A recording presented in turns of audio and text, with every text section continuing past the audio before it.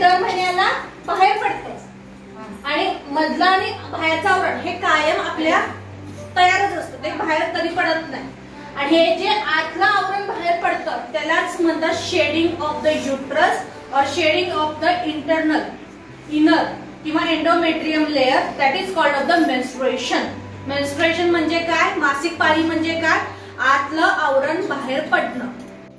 9, 10, 11 जशा मुलींच्या शरीरयष्टी असतील किंवा शरीराची रचना असेल त्याच्यानुसार, कोण बारीक असते त्यांचं लेट होतंय, कोण खाऊन पिऊन व्यवस्थित असतात, दष्टपुष्ट खेळत असतात, व्यवस्थित व्यायाम करत असतात, त्यांचं जरा फास्ट होतंय. पण जास्त करून 9 वर्षापासून चालू होतं नॉर्मली. वाटतंय, परत तुम्हाला खाल्लेलं पचत नाही, खाल्लेलं पचत नाही, त्याच्यानंतर न कमी खाल्ल्यामुळे आणि रक्तस्राव जास्त झाल्यामुळे ॲनिमिया होऊ शकतो. जे तुम्ही पाळीच्या पिरियड मध्ये खात नाही आणि पाळी येण्यामध्ये जे तुम्हाला मगाशी सांगितलं PMS किंवा प्री मेन्स्ट्रुअल सिंड्रोम, जे तुम्हाला मगाशी मी बोलले की त्याच्यातली लक्षणं काय सांगत असतात की तुम्ही शरीराची गरज भागवा म्हणजे तुम्हाला पाळी व्यवस्थित होईल हे सांगत असते, पण तुम्ही ते निग्लेक्ट करत असता. लक्षात आलं का? तर ते निग्लिजन्सी करू नका. का करू नका?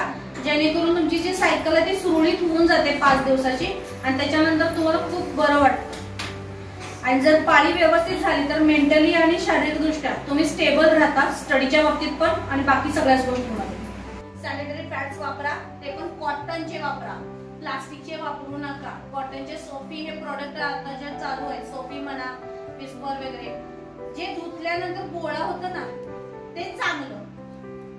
म्हणजे पॅड काय आपण असं डायरेक्ट टाकत नसतो ना, वॉश करून टाकतो.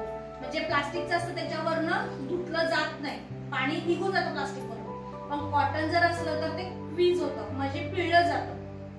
मग ते पिळलं जे जातं ना ते चांगलं पॅड असतं, ते वापरत जावं.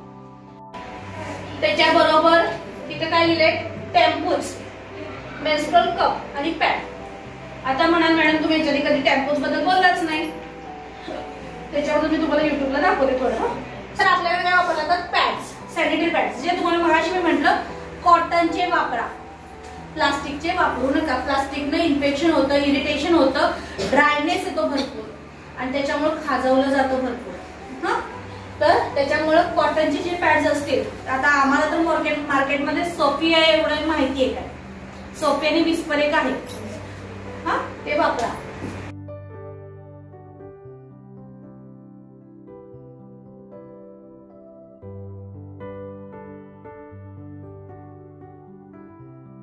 म्हणजे बाहेर येणार नाही या दृष्टिकोनातून.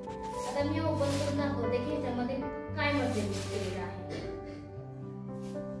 हा जो फर्स्ट लेअर आहे बघू शकता, मी 60 ml घातले बरोबर पहिलं.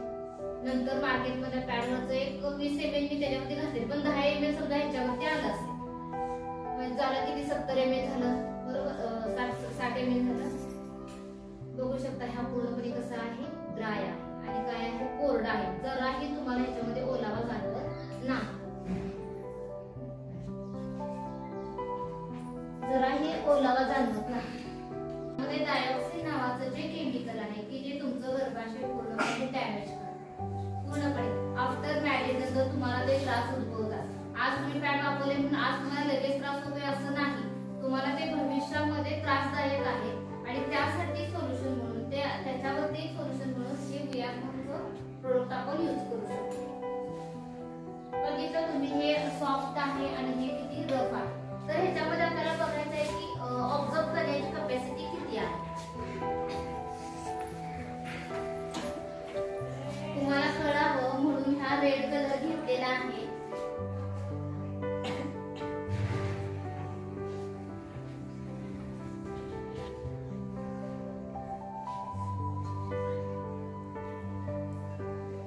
बरोबर 60 ml पाणी हे मी प्रोबिंग्स वरती घालते.